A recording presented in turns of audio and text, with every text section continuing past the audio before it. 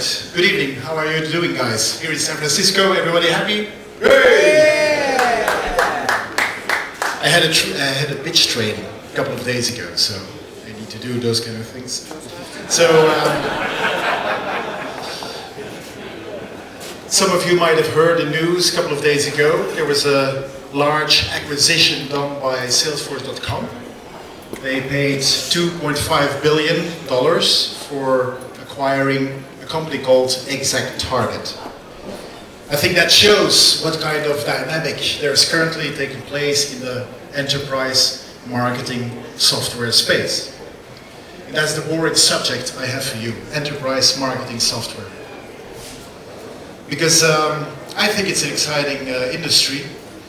There's a lot of money going around there. On average, US companies are spending 10.4% of their sales revenues on marketing. And that's way more than on IT, for instance. And all those budgets are being managed in a pretty strange way. There's on one hand the digital marketing part, and there you have a lot of software that can be used to manage those budgets, like the one just bought by Salesforce. But on the other hand, there is the traditional marketing part. And what this company is doing, MetaMarketing, is actually creating the bridge between traditional marketing and digital marketing. I'll show you how.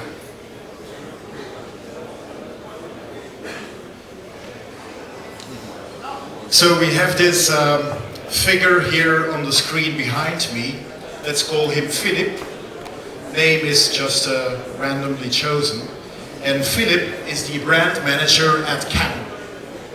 So in that capacity, Philip is managing 200 campaigns every month.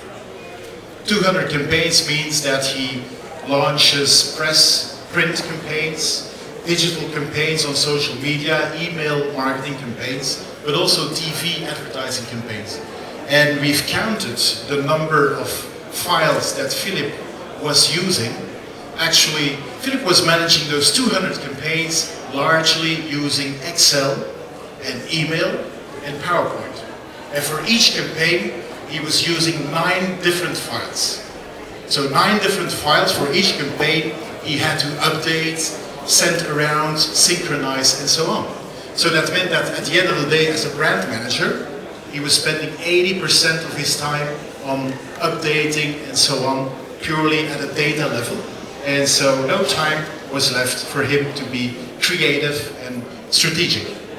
So then we put in place this MetaMarketing software, and that brings actually all the data about every campaign into one central place. There's 3 things he can do now. So work with the campaigns that he's busy with, and as you can see, those campaigns include social media campaigns as well as advertising campaigns. And then a second benefit that reduces the time he needs to get his job done is that he now can enjoy an automated workflow to get all those campaigns approved and reviewed and evaluated. And then thirdly, thanks to the algorithms that this program has, the historical campaigns and their results are being screened and projected on the future campaigns. So that means that Philip now also can understand the impact of the campaigns that he's running on a number of KPIs like website visits, but also sales. And you can see that there's a comparison of the planned and the actual impact those campaigns have. I'll click on one campaign to give you a clue about how this looks like. So this is a campaign that's actually closed. The campaign was taken through 4 stages. First stage is to describe your campaign. Second stage, only have 40 seconds left, is to pre-evaluate the campaign. So this requires, or this workflow allows marketeers to actually go through this process of pre-evaluating campaigns, making their objectives explicit, and then also implement and post-evaluate the campaigns. As you can see here below on the screen, there's an actual ROI realized for this campaign of 73%. So there are 3 things I want you to remember about this presentation. Number 1, that's enterprise marketing software is a gigantic opportunity, hence the sale to Salesforce.com. Number 2, most players are focusing on digital marketing. We're the only ones who are making the bridge between traditional and digital marketing. And then finally, we're looking for investment towards the end of the year. So those are the three things I want you to remember.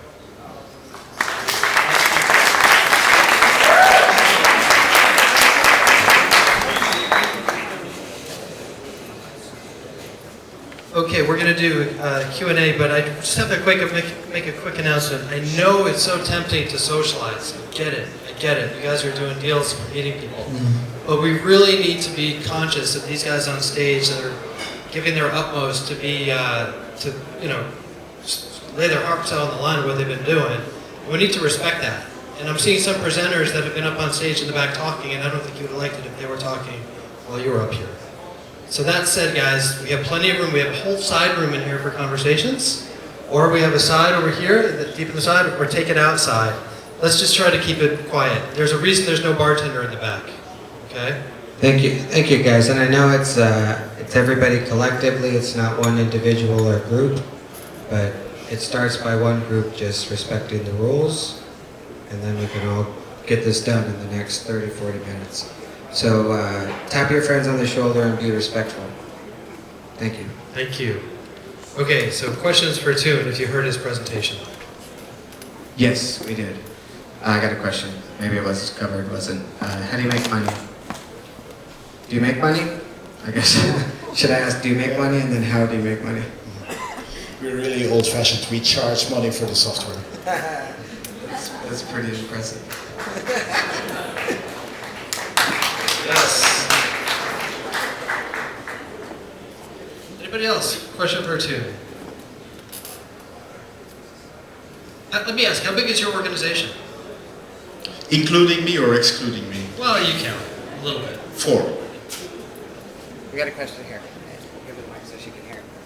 How does this product compare with like enterprise marketing tools like Eloqua? Very soft-spoken. So Eloqua largely focus on digital marketing. So if you have Eloqua, then you still can't have the overview of your traditional campaigns. So that's precisely where I was referring to when I said that this builds the bridge between the two. And so for those companies who do have Eloqua or Unica or Aprimo or any of those softwares in place, what we plan to do is to build connectors to all those companies.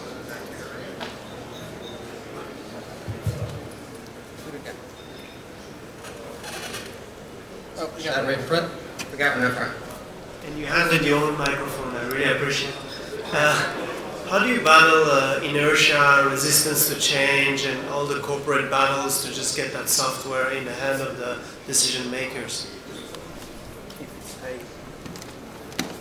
It's actually the best possible question that you could have asked, because that's one of the key issues that we see and that other companies in trying to professionalize activities in companies have faced with. So I think the way to do this is to actually stand on podia like these ones to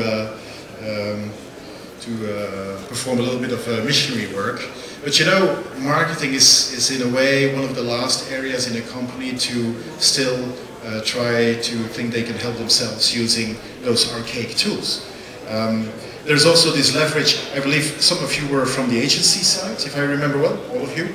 So I think agencies can play a really great role in that area with tools like the one that we saw previously from Additionally, and probably the approach agencies can take on the back of this platform.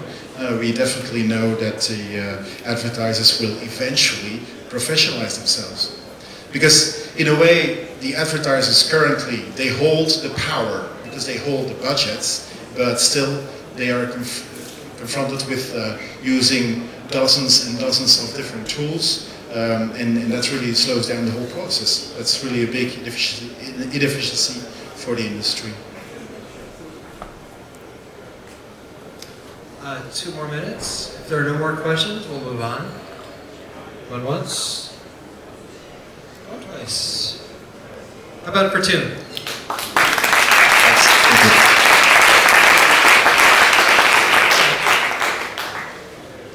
Okay, moving on. Somebody, Liberty or Greg, can you hand me a sheet? Thank you. All right. How are you guys in the back doing?